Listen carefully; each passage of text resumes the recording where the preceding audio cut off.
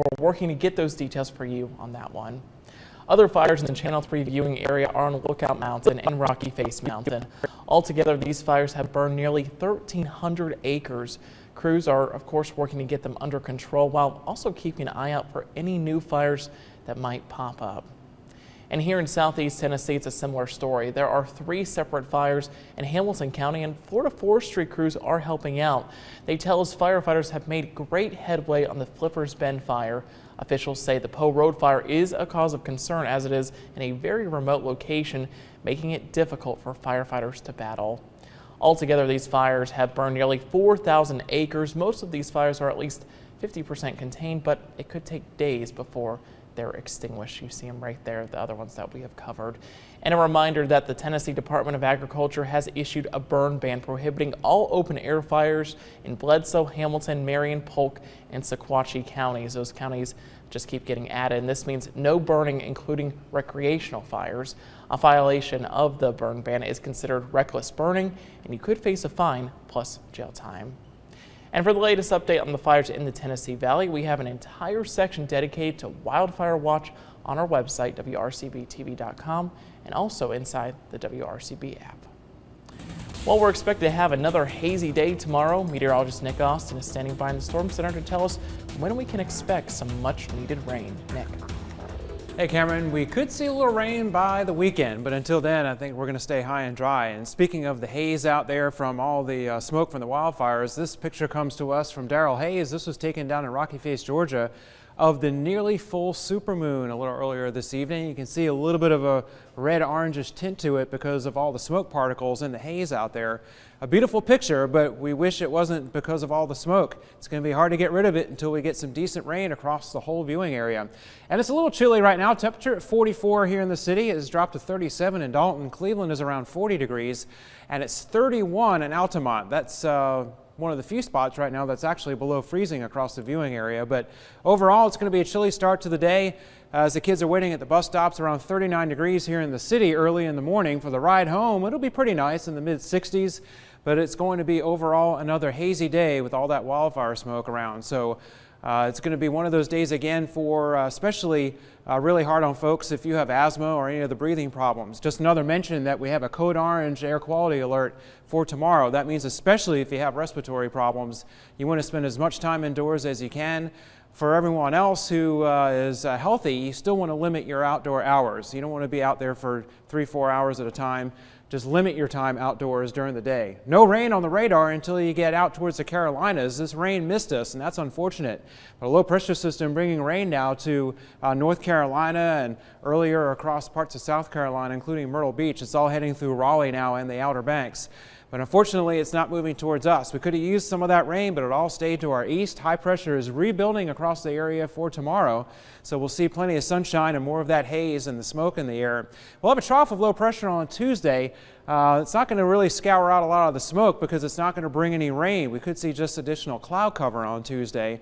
And then another area of high pressure clears all those clouds out for Wednesday. So sunshine and more hazy weather by the middle of the week as well. Most of the viewing area in the exceptional drought. This area of dark red has just been expanding further and further to the east over the last week or so. And we may get a little bit of help by the end of the week, but I don't think it's going to wipe out all the wildfires. Our rain deficit for the year approaching 19.5 inches. Temperature-wise, it was pretty nice, pretty normal for this time of the year. 38 and 63, the low and high temps. That's pretty standard for mid-November. 63 was the high in Chatsworth, while Fort Mountain was 54 today, 61 in Trenton, Georgia, 64 out in Scottsboro.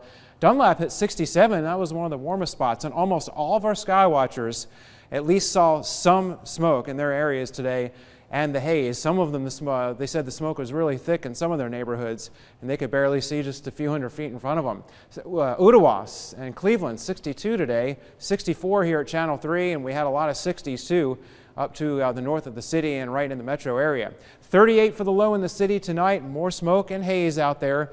And it'll be a chilly night, light winds, and then tomorrow winds will pick up out of the west at 5 to 10 in the afternoon. So it's going to push the smoke almost in the opposite direction to the way it was moving over the weekend. 66 for the high, and some more haze for tomorrow night. And the smoke will still be in the air with a low of 40. We're not going to be able to get rid of this smell for a long time. It's going to just continue to smell like a campfire across the whole region. So just folks be careful too. We don't want to start new fires out there, and that's been a problem over the past couple of days this weekend. But we'll stay high and dry through the whole week. We're going to get warmer too. That's not going to help. We're going to have highs in the 70s for the second half of the work week.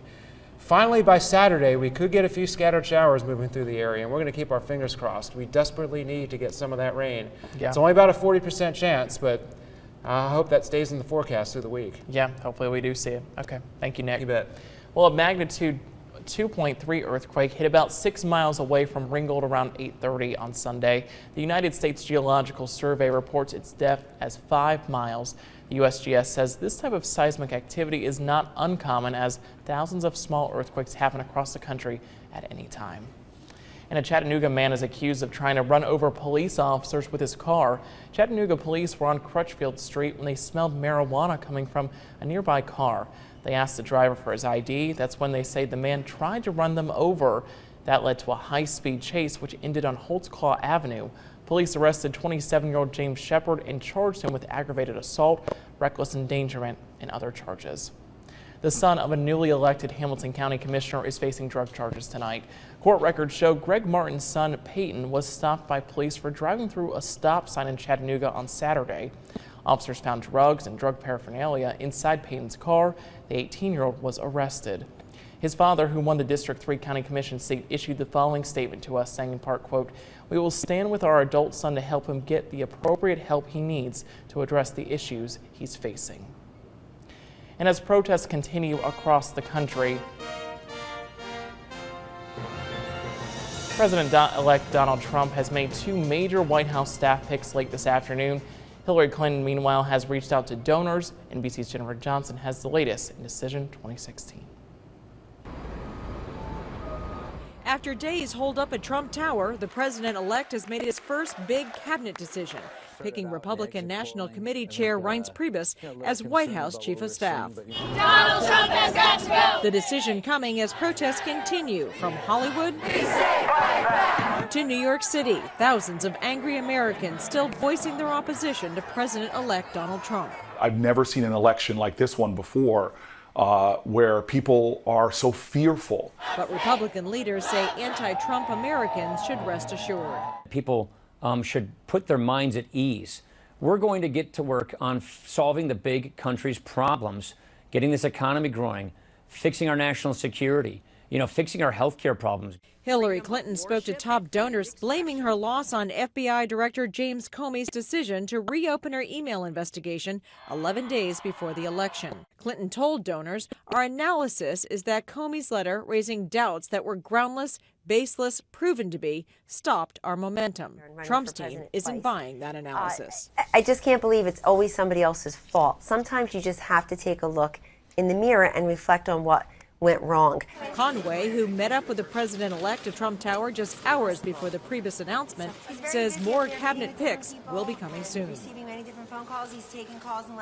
Jennifer Johnson, NBC News, Washington. Now, Trump has also named former campaign CEO Steve Bannon as his chief strategist and senior counselor. Well, if you look up into the sky tonight, you won't just see the moon, you'll see what's called the supermoon, as Nick was talking about. According to NASA, the so-called supermoon will be the closest full moon to Earth since 1948, and it won't be this close again until 2034, so several years from now. NASA says the moon could appear larger and reflect 30% more light than when it is in its farthest point of orbit. The best time to see the supermoon will be tonight, early Monday, and Monday night. Well, coming up next on Eyewitness News, a special moment at Finley Stadium yesterday during the Mocs-Wofford game.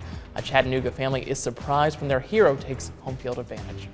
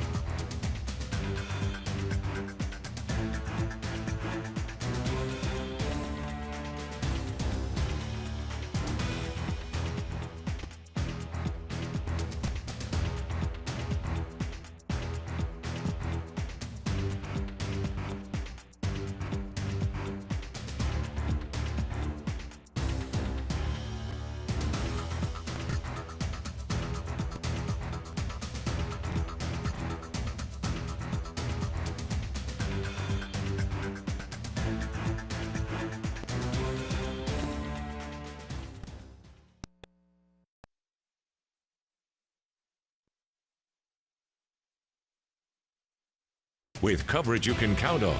This is Channel 3 Eyewitness News at 11 in HD. Welcome back. Sunday was a somber day across Paris as the French marked the one-year anniversary of the terror attacks that left 130 people dead. NBC's Bill Neely reports from the French capital tonight. This truly was Remembrance Sunday in a city still haunted by the events exactly a year ago. Here at the Bataclan, where 90 people were killed, and also, for example, at the Belle Equipe restaurant, where 19 people were murdered, they laid flowers, they read the names of each of the dead, and they unveiled memorial plaques. Also in attendance, relatives of those who died and some survivors. All of the ceremonies were led by the French President François Hollande, who could not have been more somber, because remember, these were the worst terror attacks in recent French history. But there is also a determination here that those attacks will not defeat France, that the French way of life will continue just as people want. So this concert hall is open again. It was reopened last night in a sellout concert by the British rock star Sting. He last played here in 1979. He began his set with a song called Fragile. He said he was here to honor the victims, but also to celebrate this iconic music venue. And he asked the 1,500 or so people who were here to observe a minute's silence. Now here in Paris, which remember is still under a state of emergency, just like the rest of France, there will be more ceremonies for the rest of the day, masses tonight. People are being asked to light candles in their windows so that light and life will defeat the forces of darkness that made this night, exactly a year ago, such a night of infamy. Back to you. And we are certainly remembering those victims tonight. Well, Mocs fans sad their team lost yesterday, but Jill Jelnick here saw something pretty incredible happen at Finley Stadium yesterday. Tell us about it. Yes, it was a tough loss for the Mocs, but Cameron, special doesn't even begin to describe what happened yesterday in between the first and second quarters. With it being Veterans Day on Friday, the university invited this very special military family on the field whose dad is a 10-year Navy vet. And well, long story short, they didn't know he had come home to surprise them. And in between the first and second quarters, First-class Petty Officer Rex Edward Henry Jr. was reunited with his parents and his two daughters, Trinity and Alex. Definitely a special moment Mocs fans and the team won't ever forget. Well, we're not done yet. Coming up next in sports, the Chattanooga Mocs hit the hardwood today, trying to take down the Carolina Tar Heels on the road. I'll have those highlights. Plus, the checkered flag has been waved in the final round of 8. I'll tell you what 4 drivers will be in the Sprint Cup Series finale next weekend. Stay with us.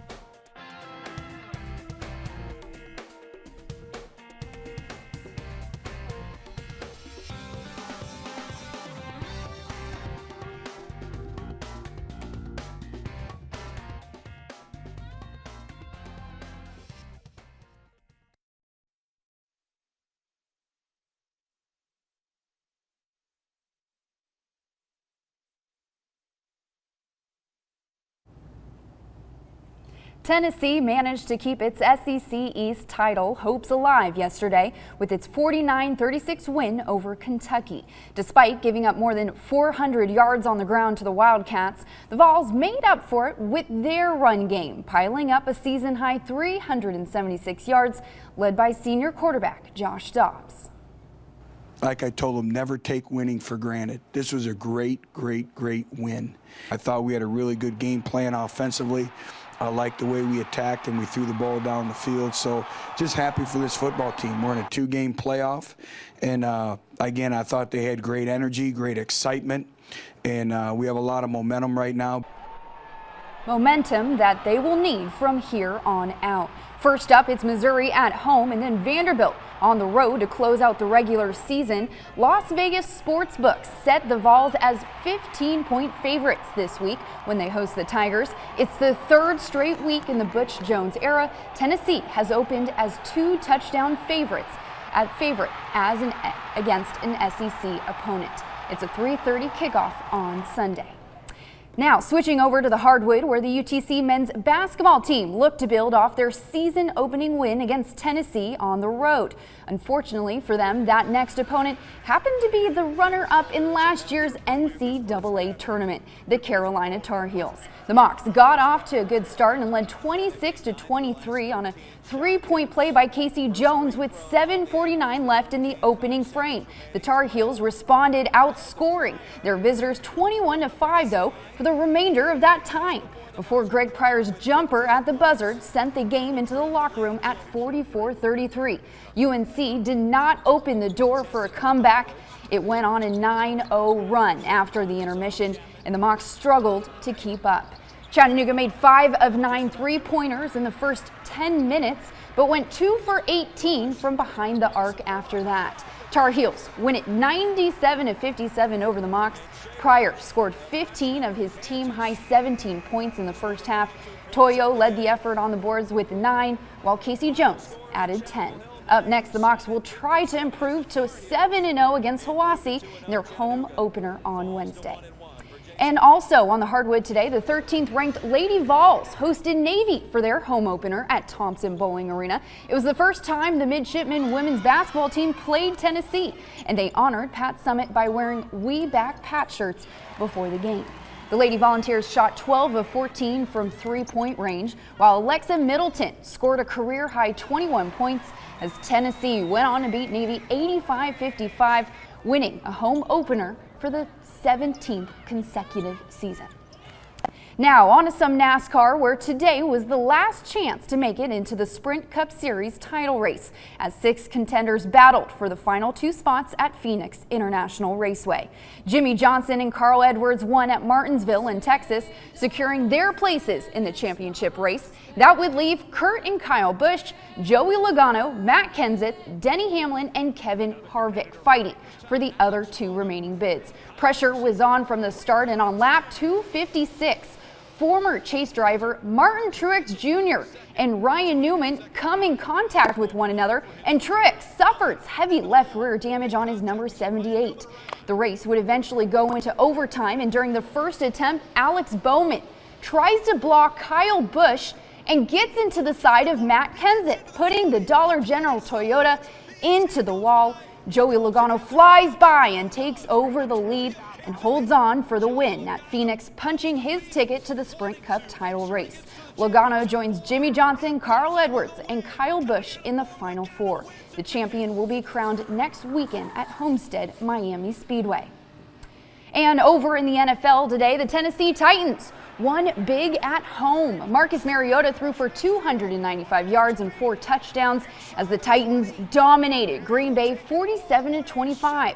5 different Titans scored a touchdown in the first half as Tennessee put together its best scoring performance this season with 35 points. With the win, the Titans moved to 5-5, matching the 5 victories over the past 2 seasons combined. Meanwhile, the Atlanta Falcons, whose offense has kept them sitting atop the NFC South, struggled today on the road against the Eagles. Ryan Matthews ran for 108 yards and 2 touchdowns, while the Falcons would ultimately fall to Philadelphia 24-15 that final. All right, that's it for sports. One last look at your weather when we come back.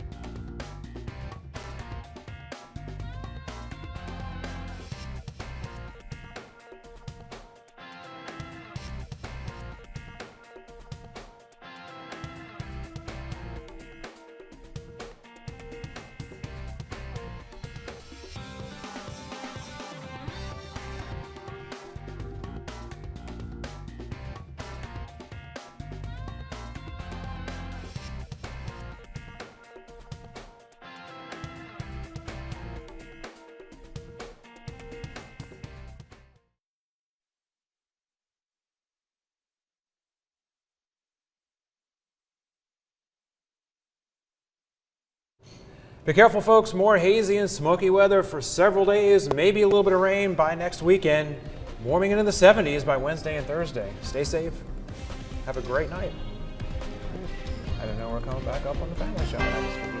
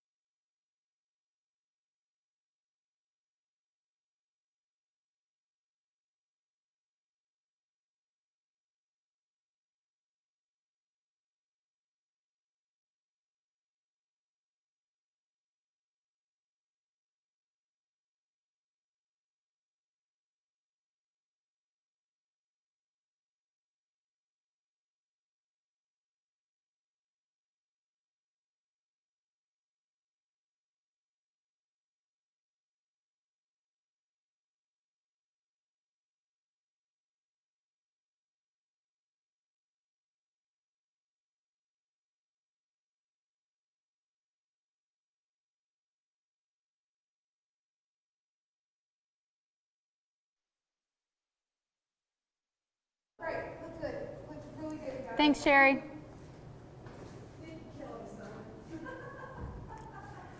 What do I want to do? What do I want to do? What do I want to do?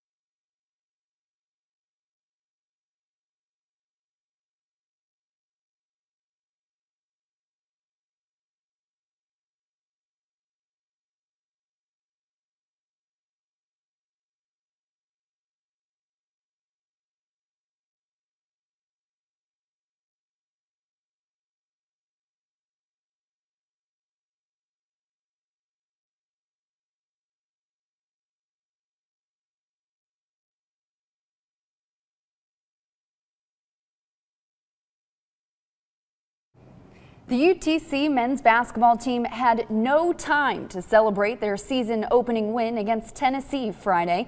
That's because they knew the NCAA tournament runner-up was looming right around the corner. Just 2 days after taking down an SEC school, the Mocs hit the road.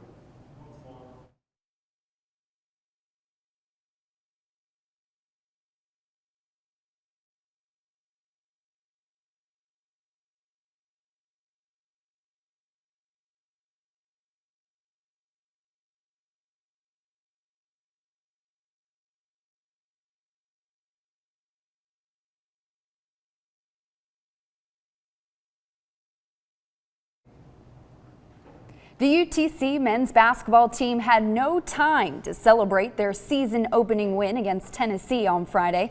That's because they knew the NCAA tournament runner-up was looming right around the corner.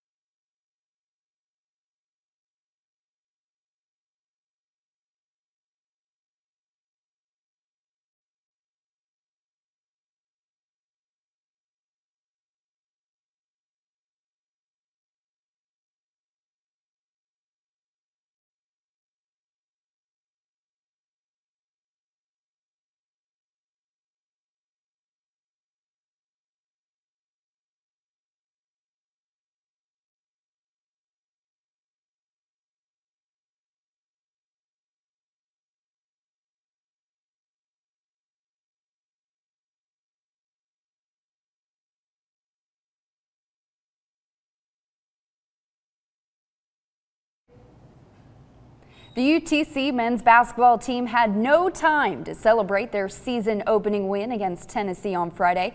That's because they knew the NCAA tournament runner-up was looming right around the corner.